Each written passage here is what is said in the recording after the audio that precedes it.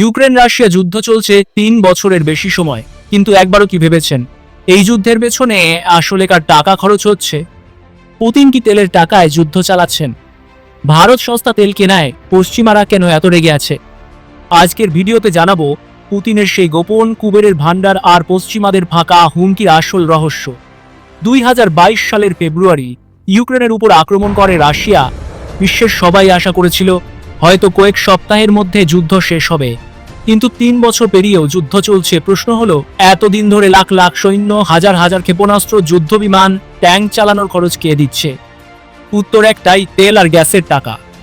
Russia বিশ্বের দ্বিতীয় বৃহত্তম তেল রফতানিকারক এবং গ্যাসেও অন্যতম শীর্ষ দেশ। এই তেল বিক্রির টাকা দিয়েই রাশিয়া যুদ্ধ চালাচ্ছে। পশ্চিমারা নিষেধাজ্ঞা দিলেও তেলের টাকা আসা বন্ধ হয়নি। রাশিয়া প্রথমে ইউরোপকে গ্যাস সরবরাহ করে প্রচুর অর্থ আয় করত।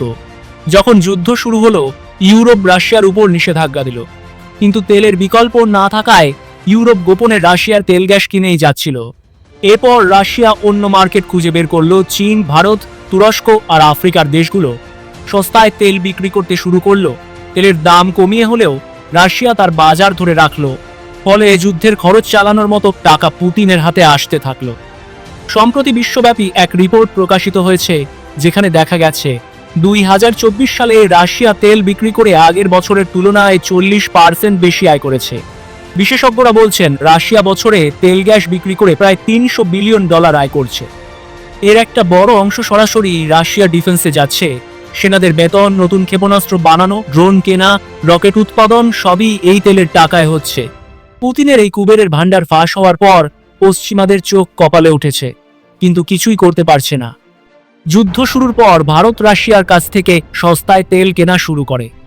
পশ্চিমারা ভারতের উপর চাপ সৃষ্টি করতে থাকে রাশিয়ার তেল কেনা বন্ধ করার জন্য, কিন্তু ভারতের জবাব ছিল পরিষ্কার, আমাদের জনগণের স্বার্থ আগে, আমাদের তেলের দরকার, সস্তায় পেলে ভালো।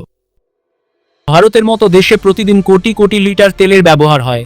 যদি সস্তায় তেল না পাওয়া যায়, তাহলে গরিব মানুষের জন্য গ্যাস, ডিজেল, পেট্রোলের দাম বেড়ে যাবে। সুতরাং ভারত নিজের স্বার্থেই রাশিয়ার কাছ থেকে তেল কিনছে। পশ্চিমারা হুমকি দিলেও ভারতের উপর কঠোর পদক্ষেপ নিতে পারছে না, কারণ ভারত এখন বিশ্বের তৃতীয় বৃহত্তম অর্থনীতি। অনেকেই ভাবছেন তেলের টাকা বন্ধ হলে রাশিয়ার যুদ্ধযন্ত্র বন্ধ হয়ে যাবে, কিন্তু বাস্তবে তা সহজ নয়।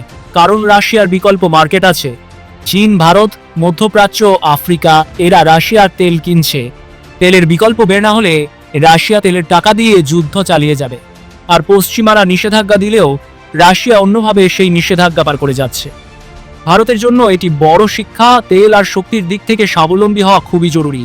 তেল আর গ্যাসের দাম বেড়ে গেলে ভারতের সাধারণ মানুষের উপর প্রভাব পড়ে।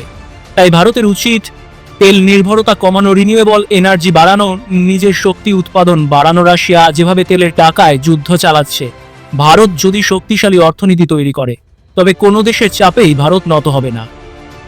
সুতরাং ইউক্রেন যুদ্ধ আসলে তেলের টাকার যুদ্ধ। পুতিনের কুবেরের ভান্ডার পাশ হলেও তাতে রাশিয়ার কোনো ক্ষতি হয়নি, বরং যুদ্ধ চালানোর রসদই এসেছে এই তেলের টাকায়।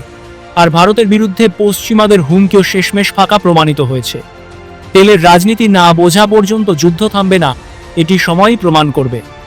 বন্ধুরা, ভিডিওটি ভালো লাগলে অবশ্যই লাইক দিন, কমেন্টে জানান আপনার কি মনে হয় তেলের রাজনীতি থামলে যুদ্ধ থামবে, এবং সাবস্ক্রাইব করে আমাদের সাথে থাকুন, কারণ আমরা নিয়মিত এভাবে আন্তর্জাতিক অর্থনীতি, যুদ্ধ এবং ভারতের অবস্থান নিয়ে সহজ ভাষায় ব্যাখ্যা করি। দেখা হবে নতুন ভিডিওতে। ভালো থাকবেন, সুস্থ থাকবেন।